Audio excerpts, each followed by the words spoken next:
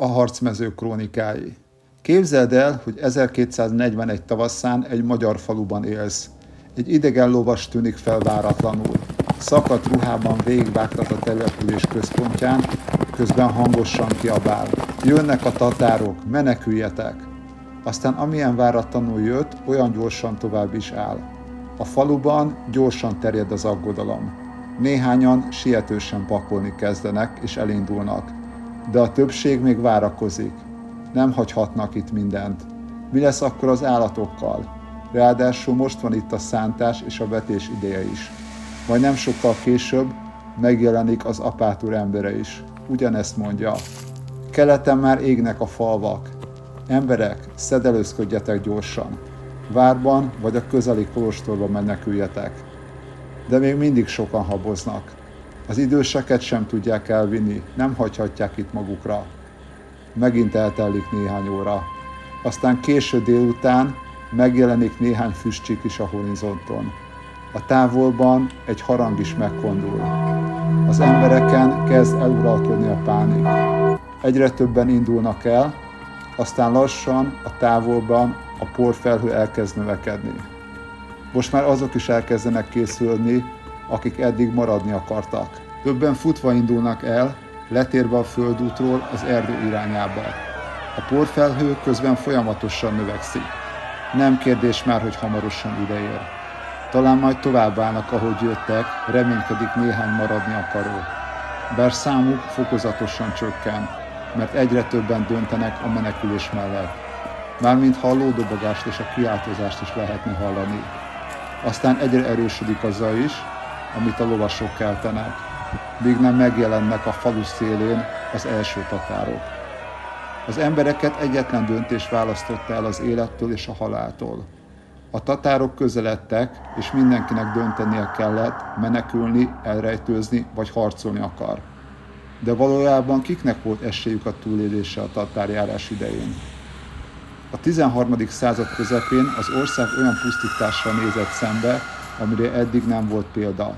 A tatárjárás nem csupán egy hadjárat volt a sok közül, hanem egy olyan történelmi törés, mely generációkra meghatározta az ország sorsát. A mongol birodalom seregei, melyek Európában tatároknak neveztek, 1241-ben tört be a Magyar Királyság területére, és néhány hónap alatt szinte mindent felforgattak, amit addigi állam felépített. A pusztítás mértéke döbbenetes volt. Falvak százai tűntek el, városok égtek porig, és a lakosság jelentős része elpusztult. De a történet nem csak a rombolásról szólt. Legalább ennyire fontos azoknak az embereknek a története, akik túlélték ezt a kataklizmát, és valamilyen módon megpróbáltak új életet kezdeni a romok között. Amikor a mongol seregek 1241 tavaszán átkeltek a Kárpátok hágóin, a magyar király 4. Béla még nem tudta pontosan, mekkora veszély közeledik. Bár voltak figyelmeztetések a keleti portyákról, a királyi udvarban sokan nem vették elég komolyan a híreket. A magyar sereg végül a Sajó folyónál Muhi mellett ütközött meg a tatárokkal. Ez a csata rövid idő alatt katasztrofális vereséggel végződött. Az ütközet után az ország gyakorlatilag védtelenné vált. A mongol hadak gyorsan szétszorodtak az Alföldön, majd észak és nyugat felé is előre nyomultak. A túlélés ekkor nem a csatatéren, hanem a rejtőzködésben dőlt el. Emberek ezrei menekültek erdőbe, mocsarakba, hegyek közé, vagy éppen várakba, amelyek közül néhány még képes volt ellenállni. Azoknak volt esélyük a túlélésre, akik a támadás első hullámában valamilyen védettebb helyen tartózkodtak, távol a település központjával, és el tudtak időben rejtőzni. Azokkal, akik esetleg megpróbáltak ellenállni, kíméletlenül végeztek a tatárok. A szerencsés túlélők meghúzódhattak nehezen megközelíthető, lápos, mocsaras területeken, erdős, hegyes, dombos vidéken, sziklák vagy barlangok rejtekében. Síkságon vagy nyílt területen azonban szinte semmi esély sem volt az életben maradásra. Kevés szerencsésnek sikerült várak, templomok, kolostorok falai között menedéket találni. A tatárok rendszerint nem ostromolták tartósan őket, és továbbálltak. Volt, aki erdő mélyén kialakított rejtekhelyen húzta meg magát hetekig, hallgatva a távoli falvak égésének zaját. Mások barlangokban vagy mocsaras területeken próbálták túlélni a hideg telet, élelem és biztonság nélkül. Sok család szétszakadt és soha többé nem találta meg egymást. A tatárok nem mindig maradtak hosszú ideig egy-egy területen, hanem gyorsan mozogtak, és ahol mindent elpusztítottak, továbbálltak. Ez azonban nem jelentette azt, hogy a veszély elmúlt. A visszatérő lakosság sokszor csak romokat talált, és újra kellett gondolni az életét a semmiből. 4. Béla király maga is menekülni kényszerült. Az ország királya Dalmácia felé egészen az Adriai-tenger partjáig húzódott vissza, ahol biztonságosabb menedéket talált.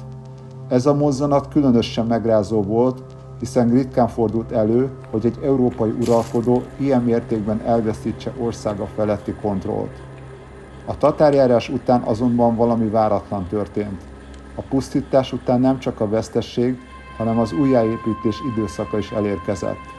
4. Béla, akit később második honalapítónak is neveztek, felismerte, hogy az ország túlélésének kulcsa a várépítés és a megerősített védelem. A túlélők számára ez az időszak kettős érzést jelentett. Egyrészt ott volt a vesztesség, a családtagok hiánya, a földek elpusztulása és az éhínség fenyegetése. Másrészt viszont megjelent a remény is, hogy az ország újra fellendülhet, és a jövőben képes lesz ellenállni egy hasonló támadásnak. Sok túlélő falvakba tért vissza, ahol közösen próbálták újra kezdeni az életet. A földeket újra művelni kellett, az állatokat be kellett szerezni, és a házakat újjá kellett építeni. Ez azonban nem ment könnyen. Az emberek száma drasztikusan lecsökkent, így gyakran egész térségek maradtak szinte lakatlanul. A tatárjárás egyik legfontosabb következménye az volt, hogy megváltozott a magyar település szerkezet. A szétszórt falvak helyett sok helyen megerősített központok, várak és városok kezdtek kialakulni. A király tudatosan ösztönözte a kővárak építését, mert ezek bizonyultak a legjobb védelemnek a jövőbeli hasonló támadások ellen. A túlélők között voltak olyanok is, akik soha nem tértek vissza régi életükhöz. Sok család elveszítette mindenét, és vándorló életmódra kényszerült. Mások szolgálatban álltak a nemességnél, vagy az újonnan épülő várakban találtak menedéket és munkát. A tatárjárás sokkoló hatása még évtizedekkel később is élénken élt az emberekben. A pusztítás mértéke olyan mély nyomot hagyott, hogy generációk nőttek fel úgy, hogy újra és újra hallották a történeteket az égő falvakról és a folyamatos menekülésről. Ugyanakkor a történet nem pusztán a tragédiáról szól. A tatárjárás túlélői bizonyították, hogy egy ország képes felállni még a legnagyobb pusztítás után is. Az újjáépítés, a várépítések és a társadalmi átalakulás mind azt mutatták, hogy a közösség képes alkalmazkodni és túlélni. A tatárok végül 1242-ben váratlanul kivonultak az országból. Ennek pontos oka a mai napig vita tárgya, de valószínűleg a birodalom belső eseményei és az örökösödési kérdések játszottak szerepet. Ez a kivonulás azonban nem jelentette azt, hogy a veszély örökre elmúlt, csupán egy hosszú tanulási folyamat kezdete volt. A túlélők számára ez a visszavonulás volt az első valódi lélegzetvétel a borzalmak után. Ekkor kezdődhetett meg az igazi újjáépítés, a földek újranépesítése és az élet lassú visszatérése a normális kerékvágásba. A tatárjárás története így nem csupán egy háború története, hanem a túlélés és az újjászületés krónikája is. Azoknak az embereknek az emléke, akik a legnagyobb sötétségben is megtalálták a módját annak, hogyan éljenek és újra felépítsék mindazt, amit elveszítettek. Bár a történelem könyvei gyakran a csatákra és az ismert hősökre koncentrálnak, a tatárjárás igazi története valójában a névtelen túlélőkről szól. Azokról az emberekről, akik csendben, a háttérben, de kitartással és akarattal megmentették egy ország jövőjét. Köszönöm, hogy velem tartottál. Ha tetszett, akkor jelezd egy lájkkal. Ha szeretnél hasonló történelmi tartalmakat látni és hallani, örülök, ha feliratkozol.